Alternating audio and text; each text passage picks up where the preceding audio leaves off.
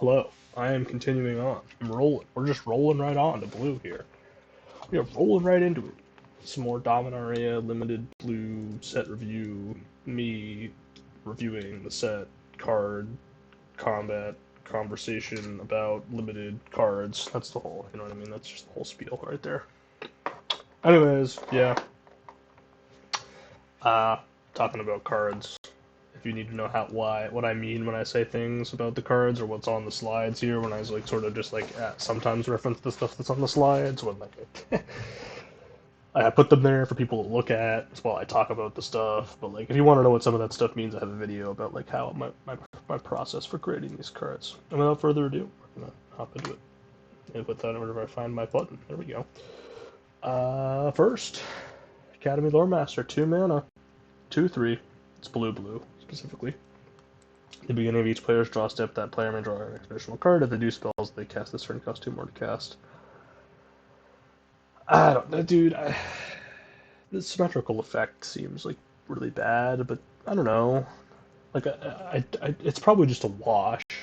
Like if you just ignore the symmetrical effect, it's probably like fine. It's a 2-drop that you can cast, and like sometimes you like maybe, but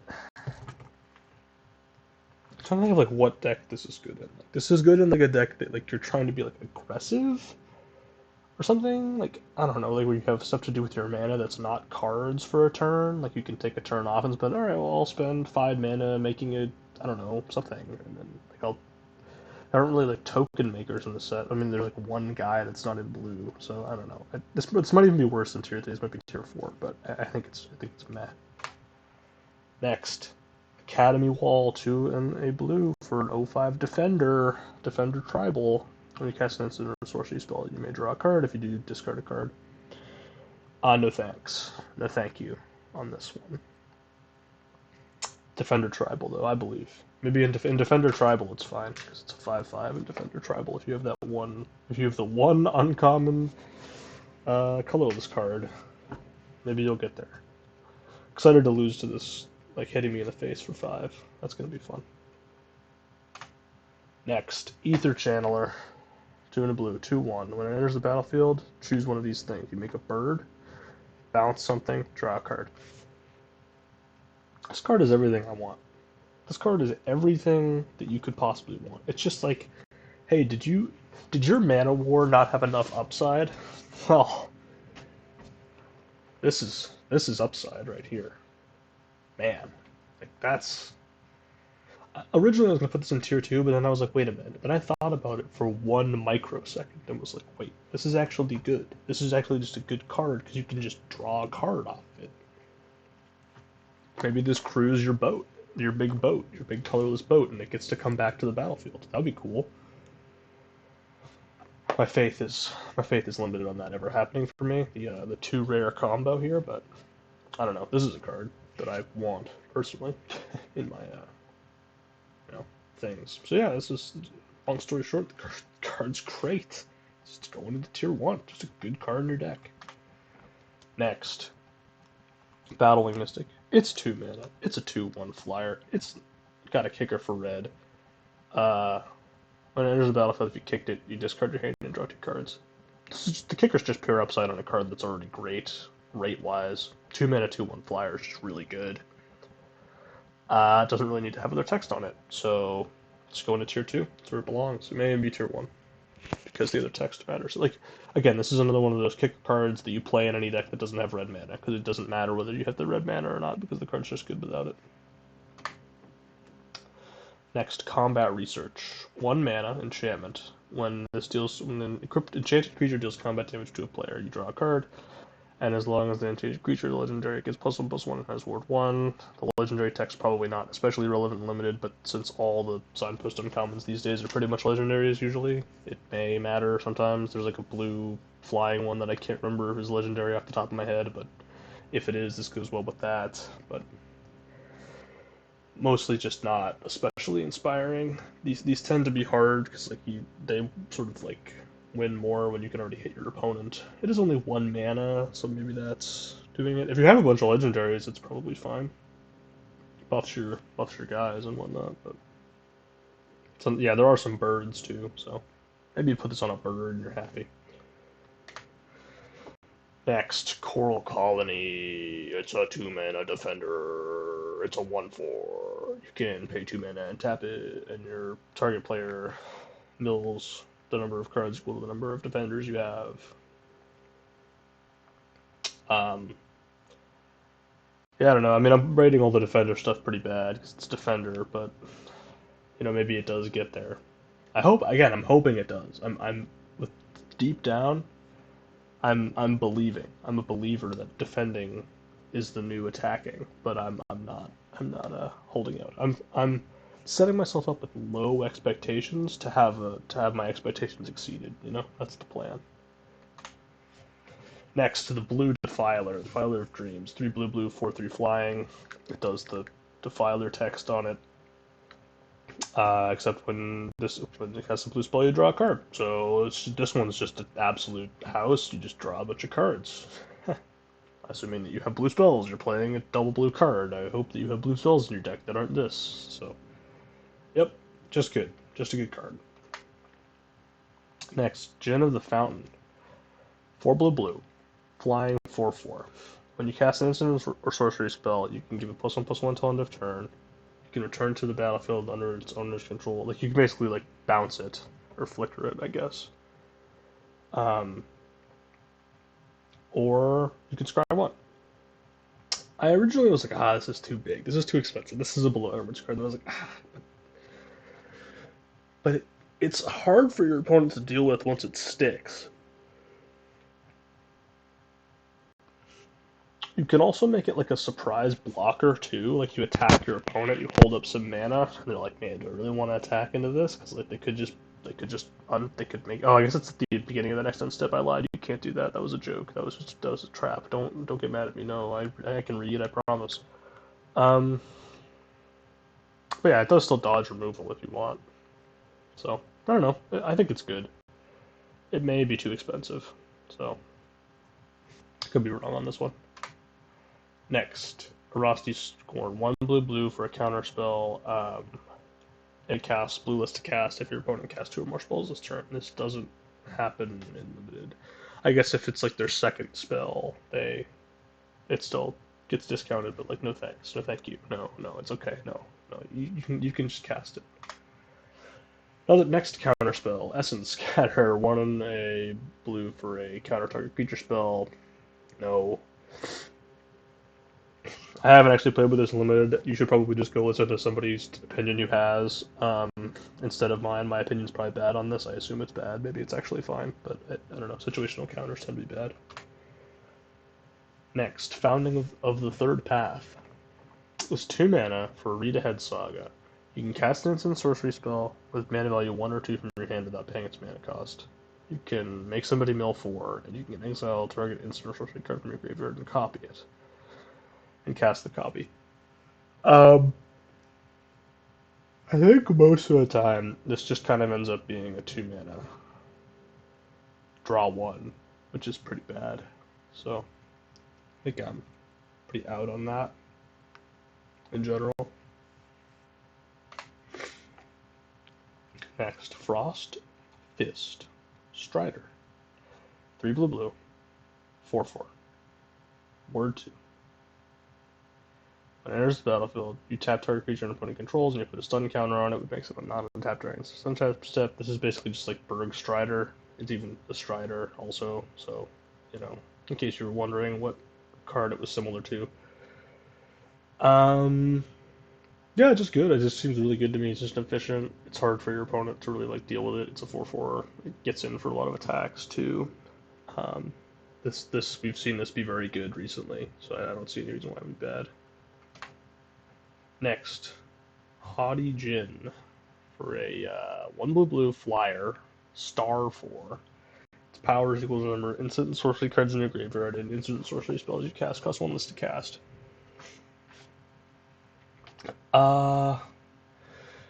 So originally I thought this card was terrible because I was like, alright, how many instants and sorceries are in your graveyard? But then I was like, alright, but how bad is it really to have a 4 toughness blocker on turn 3? And I was like, okay, that's not terrible. And it does make your stuff cheaper, and you do kind of want to be casting instants and sorcery spells. Doesn't make your kicker costs cheaper, I don't think. Maybe it does. So like if you have there's a couple of 1 mana cost blue spells that you can kick. Can you make the kicking cost cheaper? That's interesting. I don't know about that. Ask your local rule expert if this can do that. Because if it can, it's slightly better. If not, whatever. That's about it. Next, Haunting Figment. 2 mana, 2/1 vigilance. It can't be blocked as long as you cast an instant or sorcery spell this turn. No. No, thank you. No, I don't. No, I don't want this, actually. I guess sometimes it gets... I mean, it does have vigilance, so it can attack and block. That's cool. That's a 2/1, so it dies to everything. So do you want to be blocking? I don't know. This kind of blocks all the enlist stuff pretty well, though, so that's something, I guess.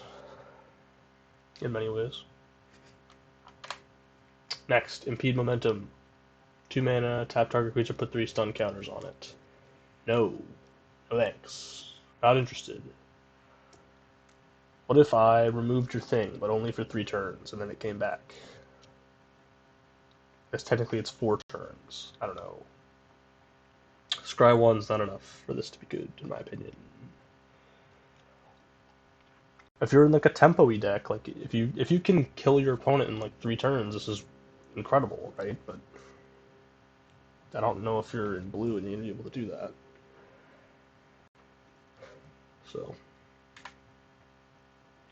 next, Impulse. 1 in a blue, pure card draw. Look at the top 4 cards in your library, put 1 in your hand, rest of the bottom, no thanks. Not interested. These types of cards are bad. They're not good. They're so bad. They even on cards, down on mana. Same here. Join Exploration. 1 in the blue, scry 2, draw. If the spell is kicked, you can explore. Cool. I don't think that's what you're doing in this format. Like limited doesn't seem like that's what you're doing. So, and you need to have a different color to do the kicker thing. So, no thanks. Micromancer. 3 in a blue, 3/3. When it enters the battlefield, you may search your library for an instant or sorcery card with mana value 1, reveal it, put it in your hand, and shuffle.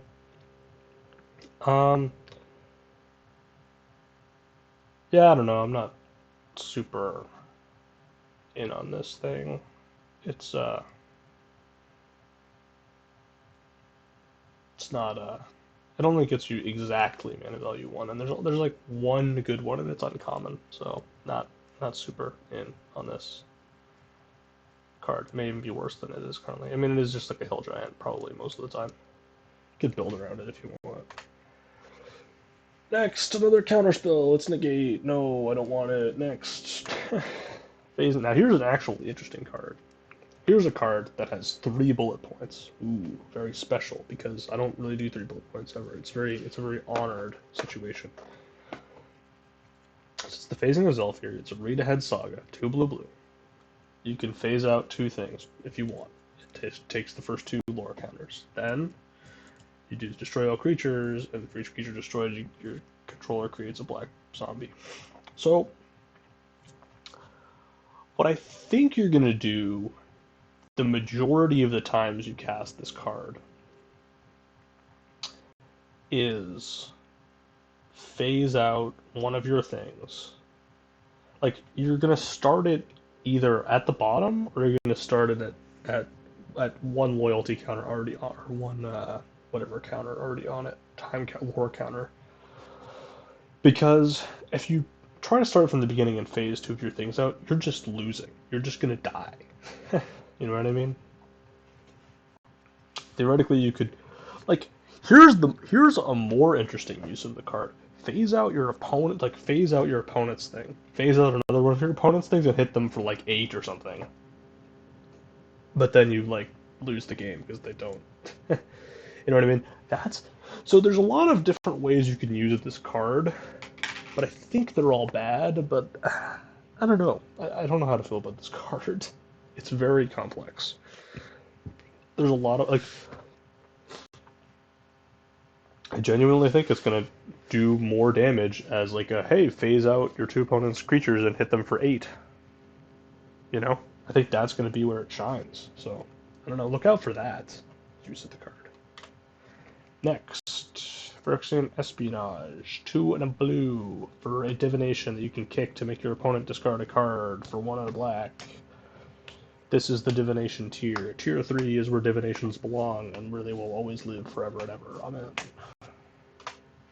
Next, Pixie Illusionist.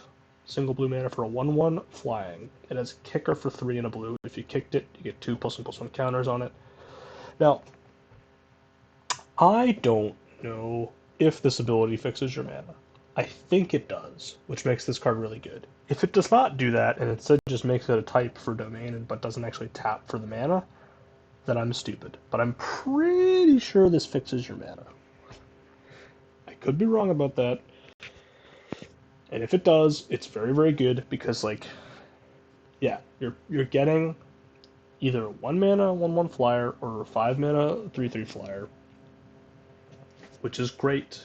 Those are 2 good options to have. A 5 mana 3/3 flyer is not incredible, but it's, you know, it's a lot better than drawing a 1/1 flyer late, and it can, like, fix your mana early. This just does everything I want it to do. I love this card. I'm really happy it's here. Tier 2. You get to be tier 2. You get to be a good card. Next, Protect the Negotiators. 1 and a blue counter spell. Counter target spell unless its control plays a 1 for each creature you control. If it was kicked for a single white mana, you create a 1/1. Yeah, this is a house. This is just an absolute house of a counter spell.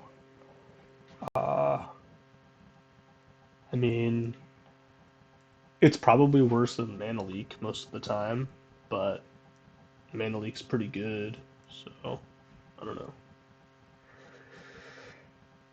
I guess like the thing is that the counterspell, like having the ability to create a guy. Now, obviously, when I'm talking about these kicker cards, I'm sort of always like prefacing the idea that like you have the ability to cast the kicker. If you don't have it, it's not great.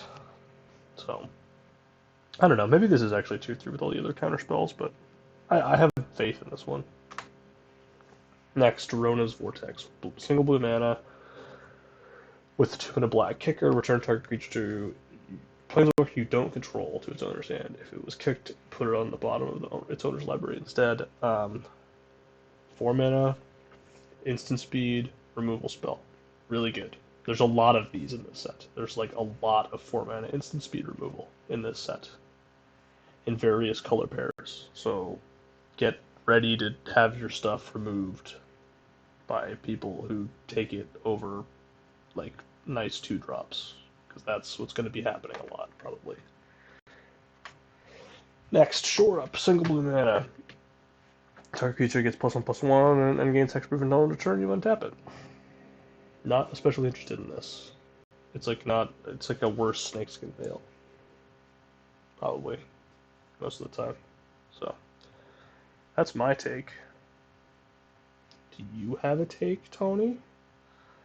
No. He doesn't have a take. There's no other person here. It's just me, I promise. Next, Silver Scrutiny, X blue. You can cast it as if it had flash. If X is 3 or less, you draw X cards. I was gonna put this in tier 4, and then I was like, no. No, you go in card draw tier. Card draw tier is tier 3. That's where card draw belongs. Card draw is slightly below average, but the fact that you can cast this at instant speed makes it playable, I promise, okay? I promise. That's my promise to you. Next, Soaring Drake 2 and a blue for a 2/3 flyer, and that's it. Still not interested in it, even though the power creep is real. But maybe it's actually okay. Next, 3 blue for a 5/5 flying ward 2. There's other text on the card. Other text on the card doesn't matter. It's really good, I promise. It's tier 1. It's just one of the best cards. It's really good. Next, 2 blue for a 3/2 flying. When it dies, look at the top 2 cards, put 1 into your hand, the other into your graveyard. We've reached the Oregon Hoarder variant section of the card preview, where they just reprint Oregon Hoarder, except in many different ways that are all slightly worse than Oregon Hoarder. So, this is the first of those. and it has to die to get you the card, and you don't really want your 4 mana 3/2 flyer to die usually. Like you don't like generally that's not something you want. So I'm not about it. It is a common though. So I don't know. It's probably maybe it's just an absolute house, and I'm stupid, but you know, it's happened many times. Next, Tidepool Turtle, 4 mana, 2/5. With you can pay 3 to scry 1. I don't know why it doesn't have Defender when there's a Defender tribal theme happening. I don't know. It just kind of seems really bad. Timely Interference. Single blue mana for a spell that is like makes creature -1/-0 until 0. If you kick it for 1 in a red, it blocks this turn of Fable. No, not interested.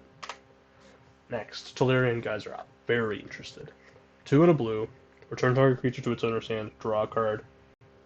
You can kick it for a white mana to gain 3, but you're never doing that. You're putting this in every single blue deck you have. So this 3 mana bounce draw a card.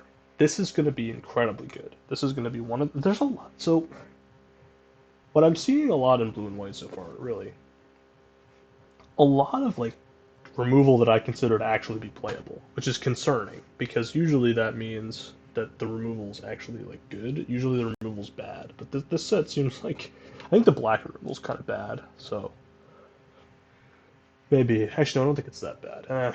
We'll see. Anyways, this card's great. Next, Tolarian Terror, 7 mana, 5/5. It costs 1 less to cast for each instant and sorcery card in your graveyard. It has Ward 2. If it's a 5 mana 5/5 Ward 2, it's probably fine, and it's probably that sometimes. It's big and annoying, but I wouldn't rely on it being like the strength of your deck. So next, Vesuvian Duplimancy, 4 mana enchantment, 3 and a blue enchantment. When you cast a spell that targets only a single artifact or creature you control, create a token that's a copy of that artifact or creature says it's not legendary. No thanks. Next, Voda's Sea Scavenger, 2 and a blue, 3/2. Domain. Enters the battlefield, look at the top X cards of your library, rexes the number of basic landscapes from land you control. Anyways, it just kind of looks at the top of your library and is bad. More bad Organ Hoarder variants. More bad Organ Hoarders. This is like less of an Organ Hoarder than the previous not Organ Hoarder, so I know. I have a little Organ Hoarder on the slideshow, that's fine. Next, Voldarian Hexcaster, 1 in the blue for 1/1 flash. Other merfolk you control get +1/+1. They are not other merfolk that you control, so you never have them. You can counter target non-creature spell unless its controller pays 1 though. That it's kind of just like a 2 mana counter spell is sort of what this mostly is. That's kind of what this does mostly. Maybe I should even actually bump it up to be a 2 mana counter spell because it's like actually fine. I don't know. This just seems terrible. It's probably tier 3 instead of tier 4. Semantics. It's not a card that you should be worrying about. Next. Voldalian Mindslinger. 1 blue for a 2/2 with kicker for 1 red and 1 in the green. Enters the battlefield with 2 +1/+1 counters on it for each time it's kicked. And you gain control of target creature with power less than it when it enters the battlefield. I'm out on this card because it requires a lot for it to work. So as a 2/2, the power has to be less, like not equal to or less. So if you just play this as a 3 mana 2/2 that gains control of your opponent's like token, that's bad.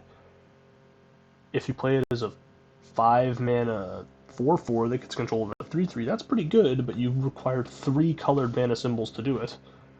And the other mode is never happening. So, I mean, not never happening, but it is unlikely to be happening. A 6/6 that gets control of, like, your 5. Like, it just don't know. Maybe it's fine. Maybe I'm underrating it, but it is a 3 mana 2/2 at its base. Like, you really need to, like, have the thing that it needs to get. Like, I would rather just have Mind Flayer every single time than this, so. Next, Volsh Tidehunter. 2 mana, 1/3. You spend blue mana and you only cast instants or sorcery spells, or you kick something with it. Oh, thank you. This is just kind of a mech card. It's not great.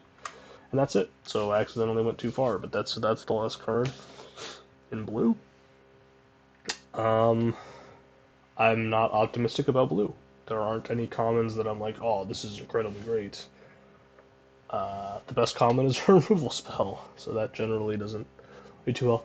Maybe I'm underrating that Oregon Hoarder variant at 4 mana that you has to die to get the card, but like you don't want your thing that's 4 mana 3/2 flyer to be dying, but like maybe your opponent has to kill it because it's so good. That's the joke. I don't know. I'm just mad because I'm just everything reminds me of her. Okay, everything reminds me of Oregon Hoarder. All right, that's it. My Oregon Hoarder rants are done for like at least 2 more episodes of this. Then there's another one, and I'll come back and be mad again. But that is all for me on blue. Not especially compelling things happening in blue, be my take. So, alright, see you.